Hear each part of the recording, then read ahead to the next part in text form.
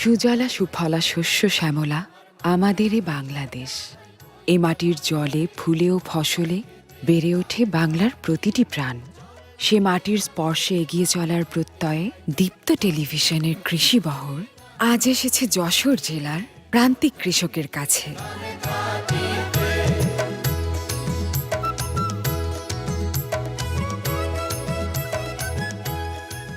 আদিম যুগ থেকেই মানুষ বাঁচার তাগিদে শুরু করেছিল কৃষিকাজে, আর সেই থেকেই বাংলার কৃষকের হাতে খড়ি।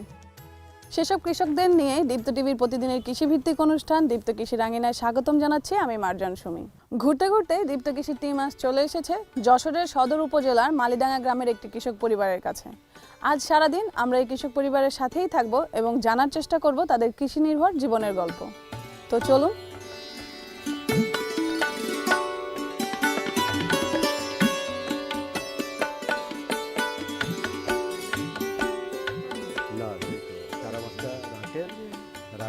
আসসালামু আলাইকুম। ওয়ালাইকুম আসসালাম। তো আমি একটু নান্নু ভাইয়ের সাথে কথা বলতে যাচ্ছিলাম। ঠিক আছে, আপনারা কথা বলেন, আমরা চলে আসছি। ধন্যবাদ আপনাকে, বসেন। তো নান্নু ভাই, আপনার এই প্রজেক্টের শুরুর দিকের কথাগুলো একটু বলেন। শুরু বলতে আমি তো 23-24 বছর আগে এখানেই আসছি। তখন তো এত জায়গা ছিল না, এই 20-22 বিঘার মতো জায়গা নিয়ে আমি শুরু করি। এখানে ধান হতো সাধারণত, নিচু জায়গা। পরবর্তীতে আমি মাটি কাটিয়ে মোটামুটি এই পাল্টার তৈরি করে মাছের উপযোগী, মাছ চাষের উপযোগী করি আর কি। তো নান্নু ভাই, এখানে তো বিশাল প্রজেক্ট, আপনার বিশাল জমি জমার ব্যাপার। এগুলো কি পৈতৃক সম্পত্তি নাকি নিজের করা? না না, এগুলো আমার নিজের না, এগুলো বিভিন্ন মালিকের। আমি লিজ নিয়ে চাষ করি। এখন কতটুকু জমির উপর আছে এটা? এখন প্রায় 150 বিঘার মতো। প্রজেক্ট করার পিছনে মানে কোন চিন্তা চেতনা থেকে আসলে প্রজেক্ট করার জন্য উৎসাহিত হওয়া? আমি জানি আপনি শিক্ষক ছিলেন। হ্যাঁ, আমি তো 83-তে বিকম পাস করি। বিকম পাস করার পর আমি একটা হাই স্কুলে শিক্ষকতা করি। তখন তো বেতন খুব কম ছিল, তো এই যে টাকা ওইখান থেকে পেতাম, এই দিয়ে সংসার চলে না। আমার ছেলে মেয়ে লেখাপড়া শিখাতে হবে, তো দেখলাম যে এটাতে সম্ভব না। তো আমি চিন্তাভাবনা করে দেখলাম যে আমাকে ব্যবসায়ী করতে হবে। তখন আমি ওই শিক্ষকতা ছেড়ে দিয়ে এই মাছের ব্যবসার দিকে আসি। মালিডাঙ্গার অনেক বেকার যুবকই তো এখন আপনার জন্য অনেক মানে কর্মসংস্থানের সুযোগ পেয়েছে। শুধু মালিডাঙ্গা না, এখানে ডুমুরিয়ার লোক আছে, আশাশুনির লোক আছে, বাগেরহাটের লোক আছে, অনেক কর্মসংস্থান হচ্ছে বেকারদের। তো নান্নু ভাই, আমরা জেনেছি আপনি সেরা মৎস্য চাষী হিসাবে বেশ কয়েকবার পুরস্কৃত হয়েছেন। তো এই ব্যাপারটা একটু আমাদের বলবেন। কয়েকবারই পুরস্কার পেয়েছি। এটা জেলা পর্যায়ের 2009 সালে একবার পেয়েছি, 2014-তে পেয়েছি, 2015-তে এসে আমি জাতীয় পুরস্কার প্রধানমন্ত্রী কর্তৃক পাই। তো চলেন আমরা আমার জাল উঠে গেছে, তো ওইখানে যে মাছ ধরছে। আচ্ছা চলেন দেখে আসি। মাছ দেখি আর কথা বলি।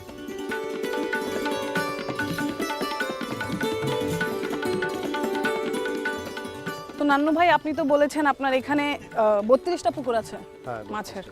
তো 32টা পুকুর কি একই আয়তনের? না, একই না, ছোট বড় আছে।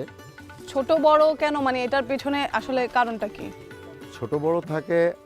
আমরা এই মাছটা তো মানে না আর কি, হ্যাচারির থেকে হ্যাচিং করার 5 দিন পরে আমরা নিয়ে আসি। এই মাছটা একবার ওই রেনু আর কি, যেটা বলে একবার ছোট ছোট বাচ্চা। ব্যাপার হচ্ছে ছোট বাচ্চা তো, ঠিক এরাও তো একটা প্রাণীকুল। তো এদের নার্সিং দিতে হলে এরকম ছোট জায়গায় পুকুরটা 10 কাঠা 15 কাঠা 1 বিঘা 1.5 বিঘা এরকম পুকুরে দেওয়া হয়। দেওয়ার পরে ওইখানে নার্সিং হয়। আচ্ছা, নার্সিং এর সময় আসলে কি কি করা হয়, মানে ওই নার্সিংটা কিভাবে হয় আমাকে একটু? নার্সিংটা পুকুর তৈরি করতে হবে। প্রথম পুকুরটা সেচে ফেলতে হবে, একেবারে পানি সেচ দিতে করতে হবে, নিষ্কাশন করতে হবে। করার পরে চুন দিতে হয়, কিছু সারটারও দিতে হয়, এরপরে খোল দিতে হয়, দিয়ে এইভাবে মোটামুটি পুকুরটা তৈরি করা হয়। তৈরি পরে আমরা ওই রেনুটা ওই পুকুরে দেওয়ার পরে খোলই মারা হয়, শুধু ভালো খোল, ফ্রেশ খোল। এই খোলটা মারা হয় প্রত্যেক দিন 2 বার। আর সকালে বিকালে পুকুরের তলাটা রড দিয়ে ভেঙে দিতে হয়, যাতে গ্যাস না হয়, কাদাতে গ্যাস না হয়। গ্যাস হলে এরা অক্সিজেন শর্ট করবে, জেগে যাবে, মারা যাবে এভাবে। এবং মাঝে মাঝে ওই বোরিংয়ের পানি দেওয়া হয়। এই পানিটা দিলে হবে কি, পানিটা স্বচ্ছ থাকে, পিউরিফাইড থাকে পানি, মাছে খাবে ভালো, খাওয়ার উপযোগী করে দিতে হবে আর কি। না ছোটো মাছ তো, এইভাবে ওখানে আমরা 15 দিন রাখি। 15 দিন রাখার পরে এই মাছটা আমরা 2 বিঘা 2.5 বিঘা জায়গায় ট্রান্সফার করি। এরপরে যে আবার হয়তো 1.5 মাস থাকলো বড় জায়গায়, 2.5 মাস 3 মাস পরে এই মাছগুলো বেচা কেনা শুরু হয়ে যায়। নান্নু ভাই, আমি তো এখানে দেখলাম বিভিন্ন ধরনের মাছ আছে, পাঙ্গাস আছে, রুই আছে, কই মাছ আছে। তো সবগুলো পোনা কি একই সময়ে ছাড়া? এইটা যখন আমরা বাজারে করি না, তখন দেখা যাচ্ছে যে মিক্সার পদ্ধতিতে করি আমরা একসঙ্গে, কিন্তু চারা অবস্থায় যখন করা হয় তখন এইটা এইভাবে হয় না।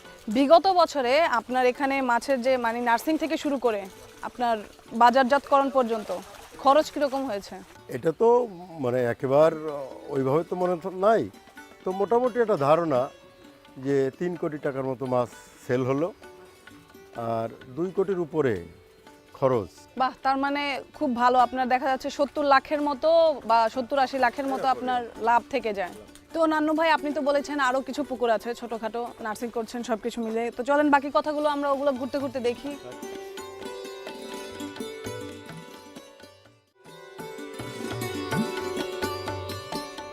তো এখানে আপনি মাছ চাষ ছাড়াও কি কি করেন, আসলে কি কি চাষ করেন বা চাষাবাদ কি করেন? আর এখানে আমি কিছু শাক সবজির চাষও করা হয়, পেঁপে, লাউ, বিভিন্ন ধরনের তরিতরকারি আর কি। এখানে ছাগলও আছে, কিছু ছাগলও পোষা হয়। বেশ সাজানো গুছানো এবং সবুজে ঘেরা আপনার এই পুরো মানে প্রজেক্টটা। তো আপনি এই যে মাছ চাষ করতে গিয়ে কোনো ধরনের প্রতিকূল অবস্থায় পড়েছেন? সব কাজেই অনুকূল প্রতিকূল থাকে, আচ্ছা। তো এমন হয়নি যে একেবারে আমার লস হয়েছে কখনো দিন, এরকম হয়। তো নান্নু ভাই, মাছকে কি কি ধরনের খাবার দিতে হয়? বা সব মাছের তো সব ধরনের খাবার লাগে না, মানে একই ধরনের খাবার তো লাগে না। মাছ চারা অবস্থা থেকে খোল, তারপরে ভুট্টার গুঁড়া, রাইস ব্রান যেটা ধান দিয়ে করা হয়, তারপরে মিট বন, সয়াবিন, এগুলো দিয়ে আমরা কম্পোস্ট করি আর কি, কম্পোস্ট করে খাওয়াই। তো একটা সময় যে আমরা মাছকে ফিট খাওয়াই। এখানে তো বিভিন্ন ধরনের রোগবালাই হয়েই থাকে মাছের, সেক্ষেত্রে আপনি এটা কিভাবে বাছাই করেন বা পর্যবেক্ষণ করেন কিভাবে? জাল দিয়ে ধরে দেখতে হয়, মাছের বিভিন্ন আছে, সিমটম দেখলে বোঝা যায় মাছটা লাল কিনা, বিভিন্ন জায়গায় কানকে ঘা আছে কিনা, এটা দেখলে আমরা বুঝতে পারি। রোগ চিহ্নিত করার পরে আপনার কি ধরনের ব্যবস্থা গ্রহণ করেন রোগগুলো নিরাময় করার জন্য? প্রতি 20 দিন, 15 দিন, 1 মাস, 15 থেকে 1 মাসের ভিতরে পুকুরে একবার চুন মারা উচিত। তারপরে যদি দেখা যায় যে মাছের কোনো এই যে লাল লাল হয়ে যায়, এই ক্ষেত্রে দেখা যাচ্ছে যে প্রাইমারি স্টেজে আমরা ডাক্তারি পটাশ ব্যবহার করি। এরপরে যদি দেখা যায় যে আরও বেশি সমস্যা, এটা তো মাছের ধরন অনুযায়ী, সেই ক্ষেত্রে আমরা বিভিন্ন ওষুধ আছে, এই ওষুধগুলো আমরা ব্যবহার করি। তো নান্নু ভাই, চলেন সামনের দিকে আগাই। ঠিক আছে, চলে। আচ্ছা নান্নু ভাই, আপনার কি মনে হয় যে যারা সাধারণ মানুষ আছে বা বেকার আছে, তাদেরকে কি ধরনের উৎসাহ দিলে বা কি ধরনের সুযোগ সুবিধা দিলে তারা মাছ চাষে উদ্বুদ্ধ হবে বা এরকম চাষ করবে বা প্রজেক্ট করবে? সাধারণত এই চাষটা তো মানে ফিনান্সের একটা ব্যাপার হয়ে যায়, অর্থনৈতিক একটা ব্যাপার থাকে। হ্যাঁ, এই অর্থনৈতিক তো বেকার যারা সমাজে, এদের তো অর্থনৈতিক একটা মানে কি দুরবস্থা থেকে যায়। তো এই যদি সরকারিভাবে যদি স্বল্প সুদে ঋণ দেওয়া হয়, সেই ক্ষেত্রে দেখা যাচ্ছে যে তারা সহজেই এই চাষে উদ্বুদ্ধ হবে এবং লাভবান হবে বলে আমি মনে করি। আচ্ছা নান্নু ভাই, পরিবারে কে কে আছে আপনার? আমি তো মানে যশোরে থাকি, এখানে আমার ওয়াইফ আছে, আমার 3টা মেয়ে। বড় মেয়েটা ও বিয়ে দিছি আর কি, ও ভার্সিটিতে, কুষ্টিয়া ইউনিভার্সিটি থেকে পাবলিক অ্যাডমিনিস্ট্রেশনে মাস্টার্স করেছে, আচ্ছা, এবার বিসিএস দিবে আর কি। মেজি মেয়েটা ঢাকা সরওয়ার্দী মেডিকেলে ফাইনাল ইয়ারে, মেডিকেলে আছে, ফাইনাল ইয়ারে আছে। আচ্ছা, আর ছোটটা ক্লাস 8-এ পড়ে মোমিনগঞ্জ সরকারি এখানে উচ্চ বালিকা বিদ্যালয়। তো পারিবারিক সাহায্য সহযোগিতা না থাকলে তো আসলে এত দূর আপনি আসতে পারতেন না, আমার যেটা মনে হচ্ছে। তো ভাবি কি ধরনের সাহায্য সহযোগিতা আপনাকে আসলে করেছে? না, ভাবি তো সহযোগিতা করেই, আচ্ছা। তাই না?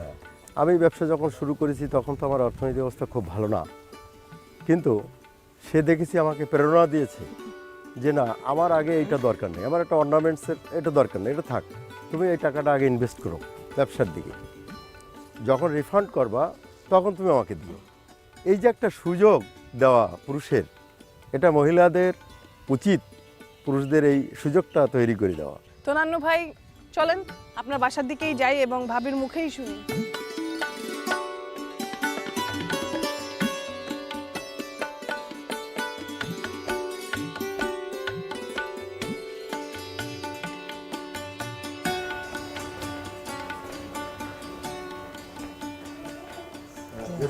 হ্যাঁ, এসো, এই দীপ্ত টেলিভিশন থেকে লোক আসছে, তুমি একটু কথা বলো। আসসালামু আলাইকুম ভাবি, ওয়ালাইকুম আসসালাম। কেমন আছেন? ভালো। আমি আসলে একটি অনুষ্ঠান থেকে এসেছি, কৃষিভিত্তিক অনুষ্ঠান, দীপ্ত টিভির কৃষিভিত্তিক অনুষ্ঠান দীপ্ত কৃষি থেকে। তো আমি একটু আপনার সাথে কথা বলতে চাচ্ছিলাম, চলেন ভিতরে বসে কথা বলি। আসেন ভিতরে।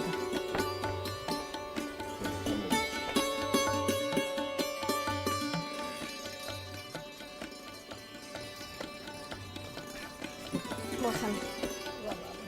আচ্ছা ভাবি, যেখানে মানুষ চাকরিটাকেই বড় বলে মনে করে, সেখানে ভাই শিক্ষকতা ছেড়ে মাছ চাষে উদ্বুদ্ধ হলো, আর এখানে আপনি তাকে মানসিকভাবেও সাহায্য সহযোগিতা করেছেন। তো আসলে কোন চিন্তা থেকে এটা করা? আমাদের মূল উদ্দেশ্য ছিল ছেলে মেয়ে মানুষ করা, কিন্তু শহরমুখী হলে মানুষ করতে পারবো বেশি ভালোভাবে, সুন্দরভাবে। তো সেই জন্য ওই গ্রামে চাকরি করে শিক্ষকতা করে সেই অতটা মানে আশা করা যাবে না। এই জন্য শহরের দিকে কি করতে, ব্যবসা করলে হয়তো সেটা বেশি ভালো হবে। এই জন্য ব্যবসার দিকে আমরা দুইজনই মানে করে একটা আলোচনা করেই ব্যবসার দিকে যোগায় শহরমুখী হয়ে যায়। তো ভাবি আপনাকে অনেক অনেক ধন্যবাদ। এখন আমি কথা বলবো এই অঞ্চলের দুজন এমন মানুষের সাথে যারা নান্নু ভাইয়ের খামার দেখে নিজেরা উৎসাহিত হয়ে নিজেরাও এখন বড় বড় খামারি। আপনারাও তো এখন খামার করছেন নান্নু ভাইয়ের প্রজেক্ট দেখে। কিভাবে খামার করা, বা আপনারা এই ঝুঁকিটা কেন নিলেন যে একজন খামার করলো আপনারাও খামার করা শুরু করে দিলেন কেন? তো আমরা বেকার যুবক ছিলাম। নানু ভাই বললো আমার মতো তোমরা চাষি হও, চাষ করো, মাছ চাষ করো এবং নিজেরা স্বাবলম্বী হও। তখন ওনার ওই কথা শুনে আমরা দুটো পুকুর নিয়ে মাছের চাষে অগ্রসর হই এবং ওনার পরামর্শ অনুযায়ী আমরা দুটো পুকুরে মাছ চাষ করি এবং তাতে আমি লাভবান, স্বাবলম্বী। আপনি কিভাবে উৎসাহিত হলেন বা কেন উৎসাহিত হলেন, ঝুঁকিটা কেন নিলেন? পড়াশোনা শেষ করে বেকার ছিলাম, নান্নু ভাইয়ের সাথে একসাথে ব্যবসা বাণিজ্য দেখাশোনা করে এবং নিজেই ব্যবসা বাণিজ্য করে এখন আমি মোটামুটি স্বাবলম্বী। তো এখনো যারা বেকার যুবক আছে, যারা শিক্ষিত বা শিক্ষিত না, তাদের উদ্দেশ্যে আপনাদের কি বলার আছে, আপনি একটু বলেন। আমি মনে করি আমার মতো এরকম যারা বেকার আছেন, যুবক আছেন, তারা এই যারা ভালো মৎস্য চাষী এবং তাদের কাছ থেকে পরামর্শ নিয়ে মৎস্য চাষ করুক, করে তারা স্বাবলম্বী হোক এবং দেশকে স্বাবলম্বী করুক এবং তাদের ভবিষ্যৎ উজ্জ্বল করুক, তাদের সন্তান বউ বাচ্চা নিয়ে ভালো থাকুক। এই পর্যায়ে আমরা কথা বলবো জেলা মৎস্য কর্মকর্তা মোহাম্মদ রমজান আলী ভাইয়ের সাথে। রমজান আলী ভাই কেমন আছেন? হ্যাঁ, ভালো আছি। তো সাধারণত মাছের কি কি ধরনের রোগ বালাই হয় এবং এগুলো প্রতিকারের উপায়গুলো কি? মাছের সাধারণত রোগ হয় প্যারাসাইটিক, ব্যাকটেরিয়াল, ভাইরাল, এই রোগগুলাই হয়।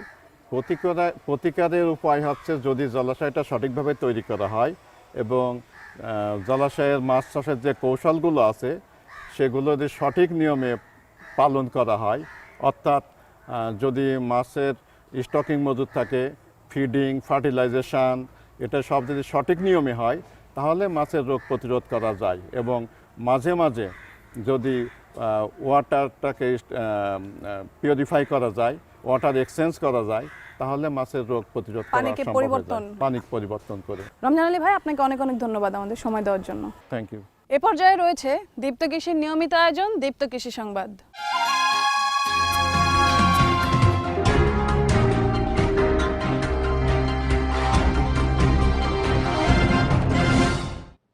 এসি এগ্রি বিজনেস নিবেদিত দীপ্ত কৃষি সংবাদে স্বাগত জানাচ্ছি আমি নুসরাত অরিন। শুরুতেই দীপ্ত কৃষি সংবাদ শিরোনাম। ইজি বাইকেও সৌর বিদ্যুতের ব্যবহার শুরু করতে যাচ্ছে সরকার। ঝিনাইগাতিতে আমনের বাম্পার ফলনে খুশি কৃষক। হারিয়ে যাচ্ছে পদ্ম ফুলের সুদিন।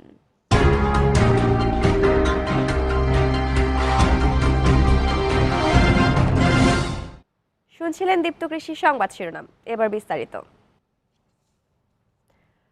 বাসা বাড়ি সেচ কাজের পর এবার ইজি বাইকেও সৌর বিদ্যুতের ব্যবহার শুরু করতে যাচ্ছে সরকার। পল্লী বিদ্যুৎ সমিতি নিজস্ব অর্থায়নে পরীক্ষামূলক দেশের 4টি স্থানে সোলার চার্জিং স্টেশন স্থাপন উদ্যোগ নেওয়া হয়েছে। এ নিয়ে বিকালে রাজধানী ইঞ্জিনিয়ার্স ইনস্টিটিউশনে একটি চুক্তি সই হয়।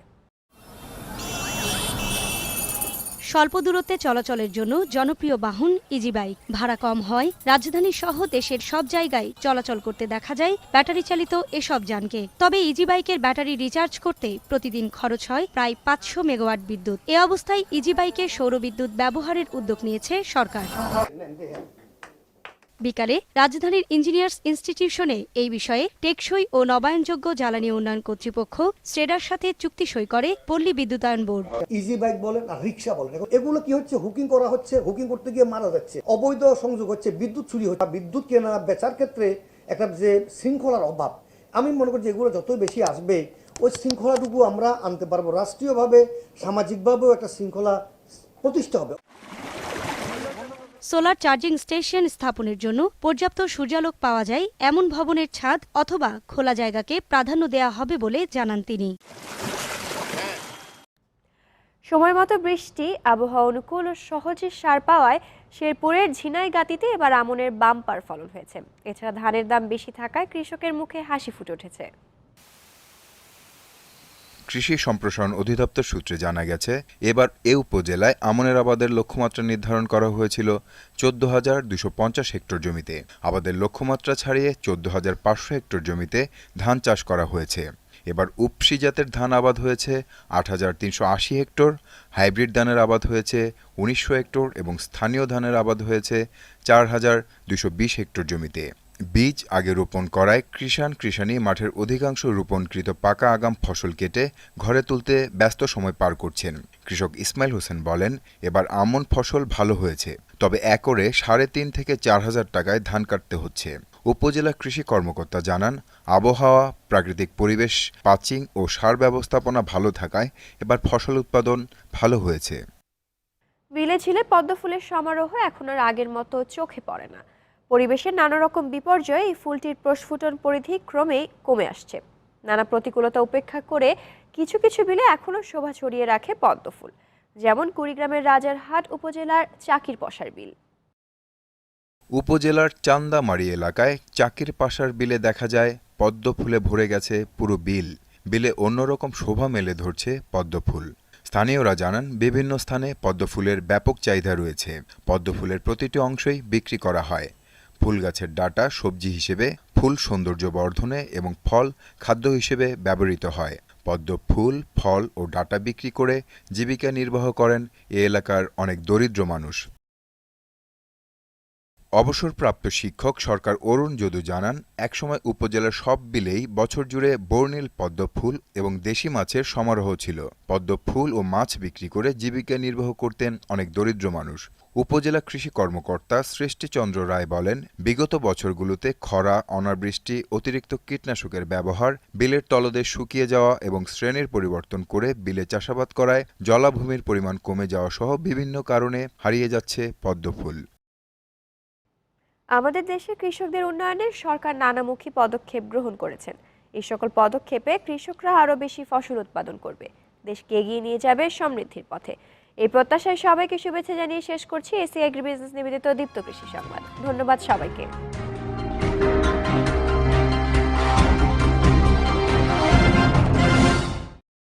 কৃষি বিষয়ে যে কোনো তথ্য জানতে ও জানাতে লিখুন এই ঠিকানায়।